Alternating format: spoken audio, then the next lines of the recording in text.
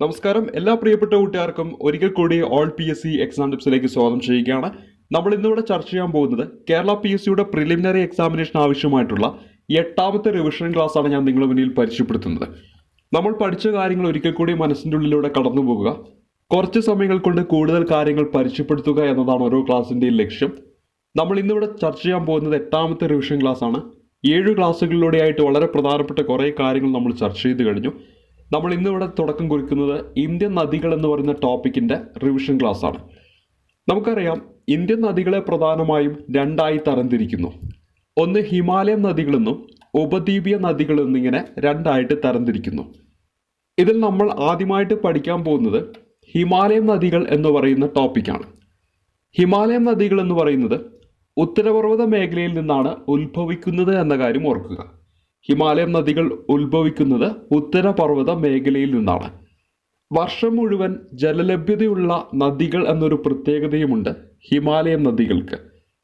അതിവിസ്തൃതമായ വൃഷ്ടിപ്രദേശമുള്ളതും മഴയിൽ നിന്നും മഞ്ഞിൽ നിന്നും ജലം ലഭിക്കുന്നതിനാലുമാണ് ഈ പറയുന്ന ഹിമാലയൻ നദികളിലൊക്കെ വർഷം മുഴുവൻ ജലലഭ്യത ഉണ്ടാകാൻ കാരണം. ഇപ്പം ഹിമാലയൻ നദിയുടെ പ്രധാനപ്പെട്ട 2 പ്രത്യേകതകളാണ് നമ്മൾ പരിചയപ്പെട്ടത്. ഒന്ന്, ഇവ ഉത്ഭവിക്കുന്നത് ഉത്തരപർവ്വത മേഖലകളിൽ നിന്നാണ്. രണ്ടാമതായിട്ട് വർഷം മുഴുവൻ ജലലഭ്യതയുള്ള നദികളാണെന്ന കാര്യം ഓർക്കുക. പ്രധാനപ്പെട്ട 3 ഹിമാലയൻ നദികളാണ് നമ്മൾ പരിചയപ്പെടുന്നത്: സിന്ധു നദി, ഗംഗാ നദി, ബ്രഹ്മപുത്ര. സിന്ധു, ഗംഗ, ബ്രഹ്മപുത്ര എന്നിവയാണ് പ്രധാനപ്പെട്ട 3 ഹിമാലയൻ നദികൾ. ഇതിൽ ഈ പറയുന്ന ഗംഗയും ബ്രഹ്മപുത്രയും കിഴക്കോട്ടാണ് ഒഴുകുന്നത്. എന്നിട്ട് അത് പോയിട്ട് പതിക്കുന്നത് എവിടെയാണ്? ബംഗാൾ ഉൾക്കടലിലാണ് പതിക്കുന്നത്. എന്നാൽ സിന്ധു നദി പടിഞ്ഞാറോട്ട് ഒഴുകിയിട്ട് എവിടെ പോയിട്ട് പതിക്കുകയാണ് ചെയ്യുന്നത്? അറബിക്കടലിൽ പോയിട്ട് പതിക്കുകയാണ് ചെയ്യുന്നത് എന്ന കാര്യം ഓർക്കുക. അറിഞ്ഞിരിക്കുക, ഇവിടെ 3 നദികൾ നമ്മൾ പരിചയപ്പെട്ടു. ഹിമാലയൻ നദികളിൽ സിന്ധു, ഗംഗ, ബ്രഹ്മപുത്ര. അതിലേറ്റവും പ്രധാനപ്പെട്ട ഒരു ചോദ്യമാണ്, ഹിമാലയൻ നദികളിൽ അറബിക്കടലിൽ പതിക്കുന്ന നദി എന്നൊരു ചോദ്യം ചോദിക്കാറുള്ളതാണ്. ഉത്തരമായിട്ട് വരേണ്ടത് സിന്ധു നദിയാണ്. ബാക്കി വരുന്ന 2 നദികളും പതിക്കുന്ന എവിടെയാണ്? ബ്രഹ്മപുത്രയും അതുപോലെ തന്നെ ഗംഗയും പതിക്കുന്നത് എവിടെയാണ്? ബംഗാൾ ഉൾക്കടലിലാണെന്ന കാര്യം ഓർക്കണം. ഇവിടെ നമ്മൾ പഠിക്കാൻ തുടങ്ങുന്നത് ഹിമാലയൻ നദികളിലെ ഗംഗ എന്ന് പറയുന്ന ഭാഗമാണ് നമ്മളിവിടെ റിവിഷൻ ചെയ്യുന്നത്. നമുക്കറിയാം, ഇന്ത്യയുടെ ദേശീയ നദി എന്ന് ചോദിച്ചാലും ഇന്ത്യയുടെ പുണ്യനദി എന്നറിയപ്പെടുന്ന ഏത് നദിയാണെന്ന് ചോദിച്ചാലും ഉത്തരമായിട്ട് വരേണ്ടത് ഗംഗാ നദിയാണ്. നമ്മുടെ ഭാരതത്തിൻ്റെ ദേശീയ നദി എന്നറിയപ്പെടുന്നത്, ഇന്ത്യയുടെ പുണ്യനദി എന്നറിയപ്പെടുന്ന ഏത് തന്നെയാണ്? ഗംഗാ നദിയാണ്. ഹിമാലയൻ നദികൾ എടുത്താലും നദികൾ എന്ന് പറയുന്ന ആ ഒരു ഭാഗം എടുത്താലും ഏറ്റവും കൂടുതൽ പോഷക നദികളുള്ള നദി എന്ന് ചോദിച്ചാൽ ഉത്തരമായിട്ട് വരേണ്ടത് ഗംഗാ നദിയാണ്. നദികളിൽ ഏറ്റവും കൂടുതൽ പോഷക നദികളുള്ള നദി ചോദിച്ചിട്ടുണ്ടെങ്കിൽ ഉത്തരമായിട്ട് വരേണ്ടത് ഗംഗാ നദിയാണെന്ന കാര്യം ഓർത്തിരിക്കുക. ഇനി ഗംഗാ നദിയാണ് ഇന്ത്യയിൽ ഏറ്റവും നീളം കൂടിയ നദി എന്ന കാര്യം ഓർക്കുക. 2525 കിലോമീറ്റർ അല്ലെങ്കിൽ 2510 കിലോമീറ്റർ, ഇതാണ് ഗംഗയുടെ നീളമായിട്ട് പറയുന്നത്. അപ്പോൾ ഓർത്തിരിക്കുക, ഇന്ത്യയിൽ ഏറ്റവും നീളം കൂടിയ നദി ചോദിച്ചിട്ടുണ്ടെങ്കിൽ ഗംഗാ നദിയാണ്. അതിൻ്റെ നീളം നമ്മൾ പരിചയപ്പെട്ടു, 2525 കിലോമീറ്റർ അല്ലെങ്കിൽ ചിലപ്പോൾ 2510 കിലോമീറ്റർ എന്ന് ഓപ്ഷൻ തരാം. ഇവിടെ ശ്രദ്ധിക്കേണ്ട 3 പോയിന്റുകളുണ്ട്. അതായത്, ഇന്ത്യയിലെ ഏറ്റവും നീളം കൂടിയ നദി ചോദിച്ചിട്ടുണ്ടെങ്കിൽ ഗംഗാ നദിയാണ്. എന്നാൽ ഇന്ത്യൻ ഉപഭൂഖണ്ഡത്തിൽ ഏറ്റവും നീളം കൂടിയ നദി ചോദിച്ചാൽ സിന്ധു നദിയും, ഉപദ്വീപീയ ഇന്ത്യയിൽ ഏറ്റവും നീളം കൂടിയ നദി ചോദിച്ചാൽ ഗോദാവരിയുമാണ് ഉത്തരമായിട്ട് വരേണ്ടത്. അതുപോലെ ഇന്ത്യയിലൂടെ പൂർണ്ണമായിട്ട് ഒഴുകുന്ന ഏറ്റവും നീളം കൂടിയ നദി ചോദിച്ചാൽ അവിടെയും ഉത്തരമായിട്ട് വരിക ഗോദാവരി നദിയാണ്. ഇതേ ഗോദാവരി തന്നെയാണ് ദക്ഷിണേന്ത്യയിലെ ഏറ്റവും നീളം കൂടിയ നദി. ഈ കാര്യങ്ങളെല്ലാം ഒരുമിച്ച് പഠിച്ചു വെക്കണം. ഇന്ത്യൻ ഉപഭൂഖണ്ഡത്തിലെ ഏറ്റവും നീളം കൂടിയ നദി സിന്ധു നദിയാണ്. അതേപോലെ ഇന്ത്യയിലെ ഏറ്റവും നീളം കൂടിയ നദി ഗംഗാ നദിയാണ്. ഉപദ്വീപീയ ഇന്ത്യയിലും ദക്ഷിണേന്ത്യയിലും അതുപോലെ പൂർണ്ണമായിട്ടും ഇന്ത്യയിലൂടെ ഒഴുകുന്നതുമായ ഏറ്റവും നീളം കൂടിയ നദി ചോദിച്ചാൽ ഗോദാവരി നദിയാണെന്ന കാര്യം ഓർത്തിരിക്കുക. ഇനി അടുത്ത് നമ്മൾ പരിചയപ്പെടുന്നത്, നമുക്കറിയാം, ഗംഗ എന്ന് പറയുന്നത് നമ്മുടെ ഇന്ത്യയുടെ ദേശീയ നദിയാണ്. 2008 നവംബർ 4-ാം തീയതിയാണ് ഗംഗയെ ദേശീയ നദിയായിട്ട് പ്രഖ്യാപിച്ചത്. പരീക്ഷയ്ക്ക് നിരവധി തവണ ചോദിച്ചൊരു ചോദ്യമാണ്, ഗംഗയെ ദേശീയ നദിയായിട്ട് പ്രഖ്യാപിച്ച വർഷം. 2008 നവംബർ 4 ഹിമാലയത്തിലെ ഗായ്മുഖ് ഗുഹയിലെ ഗംഗോത്രി ഹിമാനിയിൽ നിന്നാണ് ഏത് ഉത്ഭവിക്കുന്നത്? ഈ പറയുന്ന ഗംഗാ നദി ഉത്ഭവിക്കുന്നത്. ഈ ഒരു 2019 നടന്ന വില്ലേജ് എക്സ്റ്റൻഷൻ ഓഫീസർ തസ്തികയിലേക്ക് നടന്ന പരീക്ഷയിൽ ഗായ്മുഖ് ഗുഹ എന്നാണ് ഓപ്ഷനിൽ നൽകിയതെന്ന കാര്യം പ്രത്യേകം ശ്രദ്ധിക്കുക. നമ്മൾ ഗൈഡുകളിലൊക്കെ വായിക്കുമ്പോൾ പൊതുവെ കാണാറുള്ളത് ഗംഗോത്രി ഹിമാനി എന്നാണ് നമ്മൾ പൊതുവെ കാണാറുള്ളത്. പ്രത്യേകം ശ്രദ്ധിക്കണം, ഹിമാലയത്തിലെ ഗായ്മുഖ് ഗുഹയിലെ ഗംഗോത്രി ഹിമാനിയിലാണ് ഈ പറയുന്ന ഗായ്മുഖ് ഗുഹ. അതായത് ഗംഗോത്രി ഹിമാനിയിൽ നിന്നാണ് ഏത് ഉത്ഭവിക്കുന്നത്? ഉത്തരാഖണ്ഡിലാണ് ഈ പറയുന്ന സ്ഥലങ്ങളെല്ലാം. അവിടെ നിന്നാണ് ഗംഗാനദി ഉത്ഭവിക്കുന്നത് എന്ന കാര്യം ഓർക്കുക. ഹിമാലയത്തിലെ ഗായ്മുഖ് ഗുഹയിലെ ഗംഗോത്രി ഹിമാനിയിൽ നിന്ന് ഉത്ഭവിക്കുന്നതാണ് ഏത്? ഗംഗാ നദി എന്ന കാര്യം ഓർക്കുക. PSC ഉത്തരസൂചികയിൽ വില്ലേജ് എക്സ്റ്റൻഷൻ ഓഫീസർ തസ്തികയിലേക്ക് നടന്ന പരീക്ഷയിൽ അവിടെ ഗായ്മുഖ് ഗുഹ എന്ന ഒരു ഓപ്ഷനാണ് നൽകിയത്. അതുകൊണ്ട് ആ പേരും കൂടെ ഓർത്തിരിക്കണം. ഇപ്പം നമ്മൾ പൊതുവെ പഠിച്ചു വെക്കുന്നത് എങ്ങനെയാണ്? ഗംഗോത്രി ഹിമാനി എന്നായിരിക്കും നമ്മൾ പഠിച്ചു വെക്കുക. ഈ പേരും കൂടെ ഓർത്തിരിക്കുക.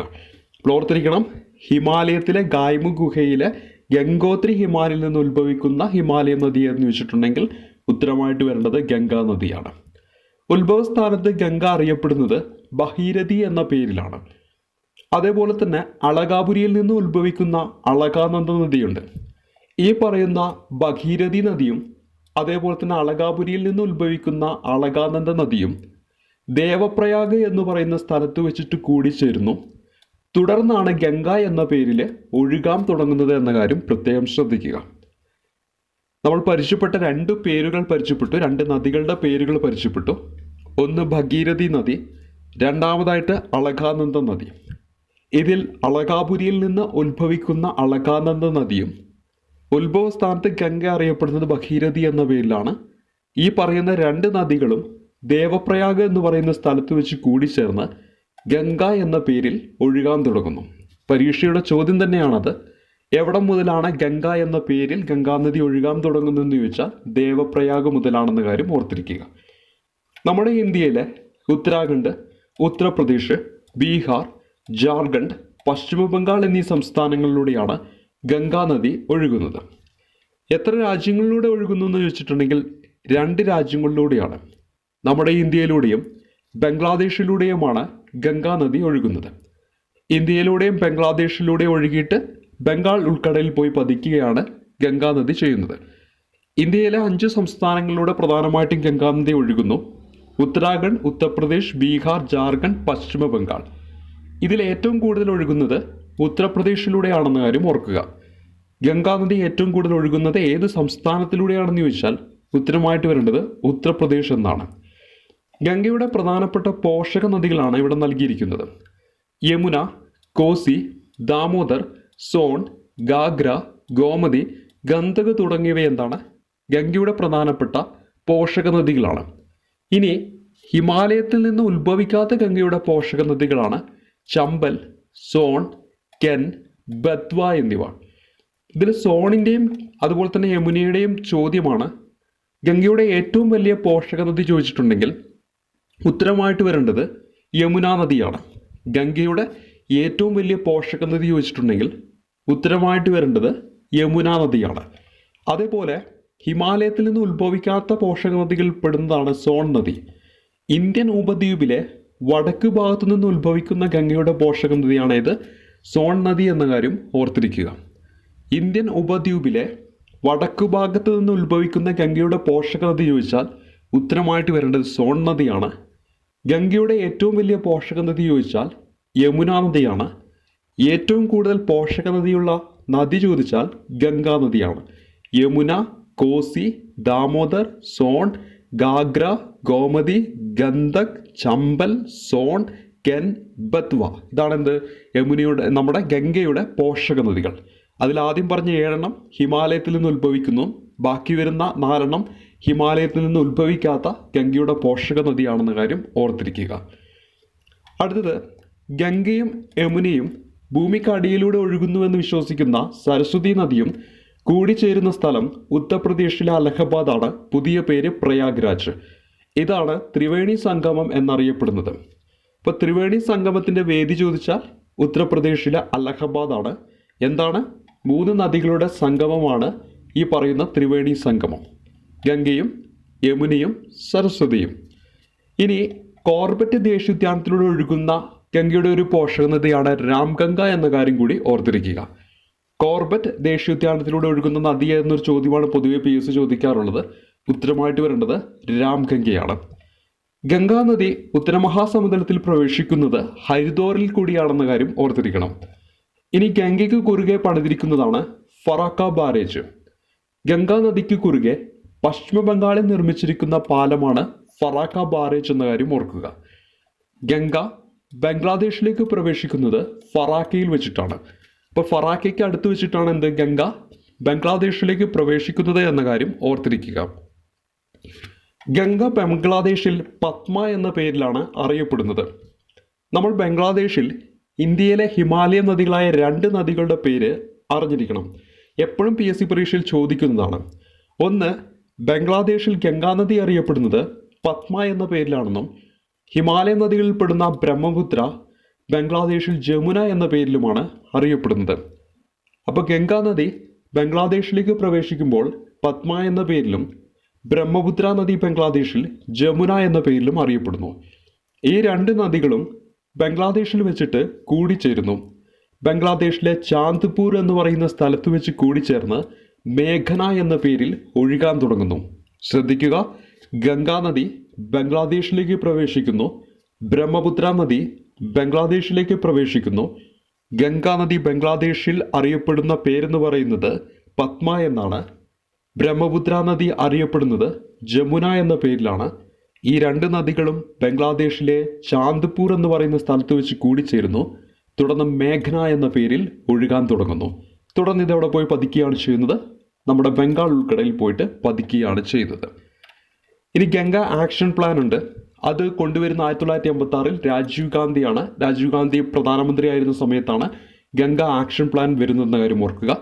നിലവിലെ പ്രധാനമന്ത്രിയായ നരേന്ദ്രമോദിയാണ് നമാമി ഗംഗ പദ്ധതി 2014 തുടക്കം കുറിക്കുന്നത് എന്ന കാര്യം ഓർക്കുക. ഗംഗയുടെ ശുചീകരണമൊക്കെ ആയിട്ട് ബന്ധപ്പെട്ടിട്ടുള്ള 2 പദ്ധതികളാണ് ഗംഗ ആക്ഷൻ പ്ലാൻ, മറ്റൊന്ന് നമാമി ഗംഗ. Ganga action plan 1986 Rajiv Gandhi, 2014 Narendra Modi. ഏതാണ് നമാമി ഗംഗ പദ്ധതി? ദേശീയ ജലപാത 1 കടന്നു പോകുന്ന ഏതിലൂടെയാണെന്ന് ചോദിച്ചാലും ഉത്തരമായിട്ട് വരേണ്ടത് ഗംഗാ നദിയിലൂടെയാണ്. ലോകത്തിലെ ഏറ്റവും വലിയ ഡെൽറ്റ പ്രദേശമാണ് സുന്ദർബൻ ഡെൽറ്റ. ഹിമാലയൻ നദികളായ ഗംഗയുടെയും അതുപോലെ തന്നെ ബ്രഹ്മപുത്ര നദിയുടെയും നിക്ഷേപ ഫലമായിട്ട് രൂപം കൊണ്ടതാണ് ലോകത്തിലെ ഏറ്റവും വലിയ ഡെൽറ്റ പ്രദേശമായ സുന്ദർബൻ ഡെൽറ്റ എന്ന കാര്യം ഓർക്കുക. ഈ സുന്ദർബൻ ഡെൽറ്റ പ്രദേശത്തെ സംരക്ഷിത മൃഗം ചോദിച്ചാൽ റോയൽ ബംഗാൾ കടുവയാണെന്ന കാര്യം കൂടി ഓർത്തിരിക്കുക. ലോകത്തിലെ ഏറ്റവും വലിയ ഡെൽറ്റ പ്രദേശം ചോദിച്ചാൽ സുന്ദർബൻ ഡെൽറ്റയാണ്.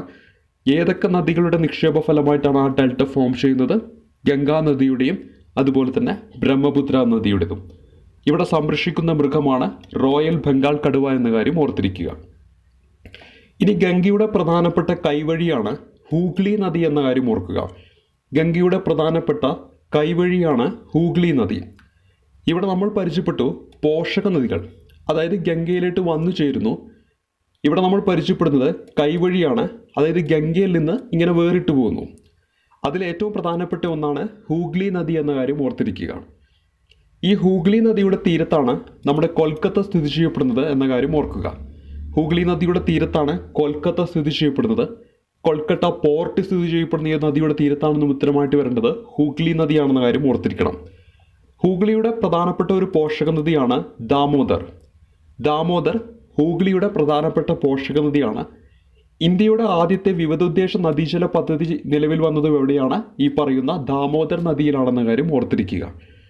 ഗംഗ ഒഴുകുന്ന രാജ്യങ്ങൾ നമ്മൾ പരിചയപ്പെട്ടു, ഇന്ത്യയും ബംഗ്ലാദേശുമാണ്. ഇന്ത്യയുടെ ദേശീയ ജലജീവി എന്നറിയപ്പെടുന്നത് ഗംഗാ ഡോൾഫിൻ ആണെന്ന കാര്യം ഓർത്തിരിക്കുക. ഇനി നമ്മൾ പരിചയപ്പെടുന്നത് ഗംഗാതീരത്തെ പട്ടണങ്ങളാണ്. ഗംഗാതീരത്തെ പട്ടണങ്ങൾ പലപ്പോഴും PSC പരീക്ഷയിൽ ചോദിക്കാറുണ്ട്. അതെന്തൊക്കെയാണ് നമുക്കൊന്ന് പരിശോധിക്കാം.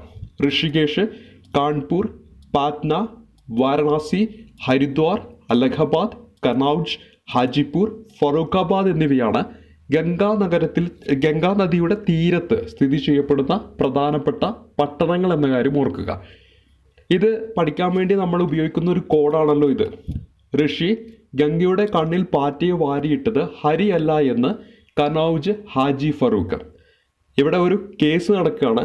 ഗംഗയുടെ കണ്ണിൽ ആരെയോ പാറ്റയെ വാരിയിട്ടു, അത് ഹരിയാണെന്നാണ് പറയുന്നത്. അപ്പോൾ ഹരി അല്ല എന്ന് പറഞ്ഞുകൊണ്ട് ഒരു കത്ത് എഴുതുകയാണ്. കത്ത് എഴുതുന്ന ആരാണ്? കനൗജ് ഹാജി ഫറൂഖ് ആണ്. ഇവിടെ ജഡ്ജായിട്ട് വന്നിരിക്കുന്നത് ഋഷിയാണ്. അപ്പോൾ പറയുകയാണ്, ഋഷിക്ക് കത്തെഴുതുകയാണ്, ഋഷി, ഗംഗയുടെ കണ്ണിൽ പാറ്റയെ വാരിയിട്ടത് ഹരിയല്ല എന്ന് കനൗജ് ഹാജി ഫറൂഖ്. ഇവിടെ ഋഷി എന്നതിൽ ഋഷികേഷ് നമുക്ക് കിട്ടും. ഗംഗ എന്നതിൽ നിന്ന് ഗംഗയുടെ തീരത്തുള്ള പട്ടണത്തിൻ്റെ കോഡാണെന്ന് നമുക്കവിടെ കിട്ടും. കണ്ണിൽ നിന്നതിൽ നിന്ന് കാൺപൂർ കിട്ടണം. പാറ്റയെ എന്നതിൽ നിന്ന് പാറ്റ്ന കിട്ടണം. വാരി എന്നതിൽ നിന്ന് വാരണാസി കിട്ടണം. അതുപോലെ ഹരി എന്നതിൽ നിന്ന് ഹരിദ്വാർ കിട്ടണം. അതുപോലെ തന്നെ അല്ല എന്നതിൽ നിന്ന് അലഹബാദ് കിട്ടണം. അതിൻ്റെ പുതിയ പേര് ഓർത്തിരിക്കണം, പ്രയാഗ്രാജ് ആണ്. അതുപോലെ തന്നെ കനൗജ് എന്നതിൽ നിന്ന് കനൗജ് കിട്ടണം. ഹാജി എന്നതിൽ നിന്ന് ഹാജിപൂർ കിട്ടണം. ഫറൂഖാബാദ് എന്നത് ഈ ഫറൂഖിൽ നിന്നും കിട്ടണം. അപ്പോൾ ഉത്തരാഖണ്ഡിലെ ഋഷികേഷ്, ഉത്തർപ്രദേശിലെ കാൺപൂർ, ബീഹാറിലെ പാറ്റ്ന, ഉത്തർപ്രദേശിലെ വാരണാസി, അതുപോലെ തന്നെ ഉത്തരാഖണ്ഡിലെ ഹരിദ്വാർ, ഉത്തർപ്രദേശിലെ അലഹബാദ്, ഉത്തർപ്രദേശിലെ കനൗജ്, ബീഹാറിലെ ഹാജിപൂർ, ഉത്തർപ്രദേശിലെ ഫറൂഖാബാദ് എന്നിവ സ്ഥിതി ചെയ്യുന്ന ഏതിൻ്റെ തീരത്താണ്? നമ്മൾ പഠിക്കുന്ന ഗംഗാ നദിയുടെ തീരത്താണ്. അതിൻ്റെ ഒരു കോഡ് ഓർത്തിരിക്കുക, ഋഷി, ഗംഗയുടെ കണ്ണിൽ പാറ്റയെ വാരിയിട്ടത് ഹരിയല്ല എന്ന് കനൗജ് ഹാജി ഫറൂഖ്. അടുത്ത് നമ്മൾ പരിചയപ്പെടുന്നത് യമുന നദിയുടെ പ്രധാനപ്പെട്ട കുറച്ച് കാര്യങ്ങളാണ്. നമുക്കറിയാം, ഗംഗയുടെ ഏറ്റവും വലിയ പോഷക നദി എന്നറിയപ്പെടുന്ന യമുന നദിയാണ്. പ്രാചീന കാലത്ത് കാളിന്തി എന്നറിയപ്പെട്ടിരുന്ന നദിയാണ് യമുന നദി. കടലിൽ നേരിട്ട് പതിക്കാത്ത നദികളിൽ ഏറ്റവും വലിയ നദി ചോദിച്ചിട്ടുണ്ടെങ്കിൽ ഉത്തരമായിട്ട് വരേണ്ടത് 1376 കിലോമീറ്റർ നീളമുള്ള യമുന നദിയാണെന്ന കാര്യം ഓർത്തിരിക്കുക. പരീക്ഷയ്ക്ക് ചോദിക്കുന്നതാണ്, ഗംഗയുടെ ഏറ്റവും വലിയ പോഷക നദി എന്ന് ചോദിച്ചാൽ യമുനയാണ്. പ്രാചീന കാലത്ത് കാളിന്തി എന്നറിയപ്പെട്ടിരുന്ന നദി ചോദിച്ചാൽ യമുനയാണ്. കടലിൽ നേരിട്ട് പതിക്കാത്ത നദികളിൽ ഏറ്റവും വലിയ നദി ചോദിച്ചാലും ഉത്തരമായിട്ട് വരേണ്ടത് യമുനയാണ്. ഉത്തരാഖണ്ഡിലെ യമുനോത്രി ഹിമാനിയിൽ നിന്നാണ് യമുന നദി ഉത്ഭവിക്കുന്നത് എന്ന കാര്യം ഓർക്കുക. 1376 കിലോമീറ്ററാണ് ഇതിൻ്റെ നീളം എന്ന കാര്യം കൂടി ഓർത്തിരിക്കുക. അതുപോലെ തന്നെ ത്രിവേണി സംഗമത്തിലെ ഒരു നദിയാണ് യമുന നദി. നമ്മൾ ഓൾറെഡി പഠിച്ചു കഴിഞ്ഞു. യമുന, സരസ്വതി, ഗംഗ, ഈ 3 നദികളാണ് ത്രിവേണി സംഗമത്തിൽ പങ്കുകൊള്ളുന്നത്. ഇനി യമുനയുടെ നദിയുടെ തീരത്താണ് ആഗ്ര, ഡൽഹി, മധുര, ഇട്ടാവ എന്നീ സ്ഥലങ്ങൾ സ്ഥിതി ചെയ്യുന്നത്. ഒപ്പം താജ്മഹൽ സ്ഥിതി ചെയ്യുന്നതും യമുനയുടെ തീരത്താണ്. ആഗ്ര സ്ഥിതി ചെയ്യുന്നത്, ഡൽഹി സ്ഥിതി ചെയ്യുന്നത്, മധുര സ്ഥിതി ചെയ്യുന്നത് ഉത്തർപ്രദേശിലെ മധുരയാണ് അത് സ്ഥിതി ചെയ്യപ്പെടുന്നത്. അതുപോലെ തന്നെ ഇട്ടാവ സ്ഥിതി ചെയ്യപ്പെടുന്നത്, ഒപ്പം താജ്മഹൽ സ്ഥിതി ചെയ്യുന്നത് എവിടെയാണ്? യമുനയുടെ തീരത്താണ്. മറ്റൊന്ന് നമ്മൾ പരിചയപ്പെട്ടതാണ് സരസ്വതി നദി. മുമ്പുണ്ടായിരുന്നതും ഇപ്പോൾ അപ്രതീക്ഷിതമായിരുന്നു എന്ന് പറയുന്ന നദിയാണ് സരസ്വതി നദി. വേദകാലഘട്ടത്തിലെ ഏറ്റവും പ്രധാനപ്പെട്ട നദി എന്ന് ചോദിച്ചാലും ഉത്തരമായിട്ട് വരിക സരസ്വതി നദിയാണ്. ഇനി നമ്മൾ അടുത്തായിട്ട് പരിചയപ്പെടുന്നത് ഗംഗയുടെ മറ്റൊരു പോഷക നദിയായിട്ടുള്ള സോൺ നദിയുമായി ബന്ധപ്പെട്ട കാര്യങ്ങളാണ്. നമ്മൾ ഓൾറെഡി പരിചയപ്പെട്ട ഒരു പോയിന്റാണ്, ഇന്ത്യൻ ഉപദ്വീപിൻ്റെ വടക്കു ഭാഗത്ത് നിന്ന് ഉത്ഭവിക്കുന്ന ഗംഗയുടെ പോഷക നദി ചോദിച്ചിട്ടുണ്ടെങ്കിൽ സോൺ നദിയാണ്. അതുപോലെ തന്നെ ഉപദ്വീപീയ പീഠഭൂമിയിൽ നിന്ന് ഉത്ഭവിക്കുന്ന പ്രധാനപ്പെട്ട ഗംഗയുടെ ഒരു പോഷക നദിയാണ് സോൺ നദി. മധ്യപ്രദേശിലെ അമർഖണ്ഡുകളിൽ നിന്നാണ് ഉത്ഭവിക്കുന്നത്. സോൺ നദീ തീരത്ത് സ്ഥിതി ചെയ്തിരുന്നുവെന്ന് വിശ്വസിക്കുന്ന ഒരു പട്ടണമാണ് പാടലീപുത്രം എന്ന കാര്യം ഓർക്കണം. ബൻസാഗർ ഡാം സ്ഥിതി ചെയ്യുന്നത് സോൺ നദിയിലാണ്. ഇനി സോൺ നദിയുടെ പ്രധാനപ്പെട്ട പോഷക നദിയാണ് റിഖാന്ത് എന്ന് പറയുന്നത്. ഈ റിഖാന്ത് നദിയിലാണ് ഗോവിന്ദ് വല്ലപ്പൻ സാഗർ ഡാം സ്ഥിതി ചെയ്യുന്നത്. പ്രസിദ്ധമായിട്ടുള്ള ഗോവിന്ദ് വല്ലപ്പൻ സാഗർ ഡാം സ്ഥിതി ചെയ്യുന്നത് സോൺ നദിയുടെ പോഷക നദിയായിട്ടുള്ള റിഖാന്ത് നദിയിലാണ്. അപ്പോൾ ഉപദ്വീപീയ പീഠഭൂമിയിൽ വടക്ക് ഭാഗത്ത് നിന്ന് ഉത്ഭവിക്കുന്ന ഗംഗയുടെ പോഷക നദി ചോദിച്ചാൽ ഉത്തരമായിട്ട് വരേണ്ടത് സോൺ നദിയാണ്. ഇനി ഗംഗയുടെ കുറച്ച് വിശേഷണങ്ങൾ, ഗംഗയുടെ പേരിൽ അറിയപ്പെടുന്ന കുറച്ച് നദികളുണ്ട്. അതിലൊന്ന് വൃത്തഗംഗ എന്നറിയപ്പെടുന്നത് ഗോദാവരിയാണ്. തെലുങ്ക് ഗംഗ, പാതാളഗംഗ, അർത്ഥഗംഗ എന്നൊക്കെ അറിയപ്പെടുന്നത് കൃഷ്ണയാണ്. ദക്ഷിണഗംഗ എന്നറിയപ്പെടുന്നത് കാവേരിയാണ്. മാൾവ ഗംഗ എന്നറിയപ്പെടുന്നത് ബത്വ നദിയാണ്. വൃത്തഗംഗ, തെലുങ്ക് ഗംഗ, പാതാളഗംഗ, അതുപോലെ തന്നെ അർത്ഥഗംഗ, ദക്ഷിണഗംഗ, മാൾവ ഗംഗ, ഇങ്ങനെയൊക്കെ അറിയപ്പെടുന്ന നദികൾ ഏതൊക്കെയാണെന്ന് എപ്പോഴും PSC ചോദിക്കാറുള്ളതാണ്. അതിൽ വൃത്തഗംഗയാണെങ്കിൽ ഗോദാവരിയാണ്. തെലുങ്ക് ഗംഗ, പാതാളഗംഗ, അർത്ഥഗംഗയാണെങ്കിൽ കൃഷ്ണയാണ്. ദക്ഷിണഗംഗയെങ്കിൽ കാവേരി, മാൾവ ഗംഗയെങ്കിൽ ബത്വ നദിയാണ്. ഇനി മറ്റൊന്നാണ് കുംഭമേള. 12 വർഷത്തിലൊരിക്കൽ നടക്കുന്ന ഹൈന്ദവ തീർത്ഥാടന സംഗമമാണ് കുംഭമേള എന്ന പേരിൽ അറിയപ്പെടുന്നത്. ഈ കുംഭമേള നടക്കുന്ന പ്രധാനപ്പെട്ട സ്ഥലങ്ങളാണ് അലഹബാദ്, ഹരിദ്വാർ, ഉജ്ജയിനി, നാസിക് തുടങ്ങിയവ. ഇതിൽ ഉജ്ജയിനി എന്ന് പറയുന്നത് ക്ഷിപ്ര നദിയുടെ തീരത്താണ്. അതുപോലെ തന്നെ നാസിക്കിൻ്റെ ഏത് നദിയുടെ തീരത്താണെന്ന് എപ്പോഴും ചോദിക്കാറുള്ളതാണ്. ഗോദാവരി നദിയുടെ തീരത്താണെന്ന കാര്യം ഓർത്തിരിക്കുക. ഇനി അർത്ഥ കുംഭമേള എന്ന് പറയുന്നത് 6 വർഷത്തിലൊരിക്കലാണ് നടക്കുന്നത്. ഇത് നടക്കുന്ന ഹരിദ്വാറിലും അലഹബാദിലുമാണെന്ന കാര്യം ഓർത്തിരിക്കണം. മഹാകുംഭമേള 144 വർഷത്തിലൊരിക്കലാണ്. അത് നടക്കുന്നത് അലഹബാദിലാണ്. ഇപ്പം അതിൻ്റെ പേര് മാറ്റി പ്രയാഗ്രാജ് എന്നാക്കി. ഇപ്പോൾ കുംഭമേള 12 വർഷത്തിലൊരിക്കൽ, അർത്ഥ കുംഭമേള 6 വർഷത്തിലൊരിക്കൽ, മഹാകുംഭമേള 144 വർഷത്തിലൊരിക്കലാണ്. അതിൽ തന്നെ കുംഭമേള നടക്കുന്ന പ്രധാന സ്ഥലങ്ങൾ ഓർക്കുക: അലഹബാദ്, ഹരിദ്വാർ, ഉജ്ജയിനി, നാസിക്. ഉജ്ജയിനി ഏത് നദിയുടെ തീരത്താണെന്നൊക്കെ ചോദിച്ചാൽ ക്ഷിപ്ര നദിയാണ്. നാസിക് ആണെങ്കിൽ ഗോദാവരിയാണ്. ഇനി അർദ്ധ കുംഭമേള നടക്കുന്നത് ഹരിദ്വാറിലും അലഹബാദിലുമാണ്. മഹാകുംഭമേള നടക്കുന്നത് എവിടെയാണെന്ന് വെച്ചിട്ടുണ്ടെങ്കിൽ അലഹബാദിലാണ്. ഇനി ഗംഗയും സിന്ധുവും വേർതിരിയുന്ന ജല അതിർത്തി സ്ഥിതി ചെയ്യുന്നത് അംബാലയിലാണ്. ഗംഗയും സിന്ധുവും വേർതിരിക്കുന്ന ജല അതിർത്തി എവിടെയാണ് സ്ഥിതി ചെയ്യുന്നത്? അംബാലയിലാണെന്ന് കാര്യം ഓർക്കണം. അതുപോലെ തന്നെ ലൂണി നദിയുടെയും സരസ്വതി നദിയുടെയും നിക്ഷേപണ പ്രവർത്തന ഫലമായി രൂപം കൊണ്ട സമതല പ്രദേശം എന്ന് പറയുന്നത് മരുസ്ഥലി ബാഗർ. രാജസ്ഥാനിലെ മരുസ്ഥലി ബാഗറാണ് ലൂണി നദിയുടെയും സരസ്വതി നദിയുടെയും നിക്ഷേപണ പ്രവർത്തന ഫലമായിട്ട് രൂപം കൊണ്ട സമതല പ്രദേശം എന്ന് പറയുന്നത് ഈ പറയുന്ന മരുസ്ഥലി ബാഗറാണ്, രാജസ്ഥാനിലാണ്. ഇനി വടക്കു പടിഞ്ഞാറൻ ഇന്ത്യയുടെയും പാകിസ്ഥാനിലെയും പ്രധാനപ്പെട്ട ഗാഗർ ഹാക്ര നദീവ്യവസ്ഥ സരസ്വതി നദിയുമായിട്ട് ബന്ധപ്പെട്ടിരിക്കുന്നതാണെന്ന കാര്യം കൂടി ഓർത്തിരിക്കുക.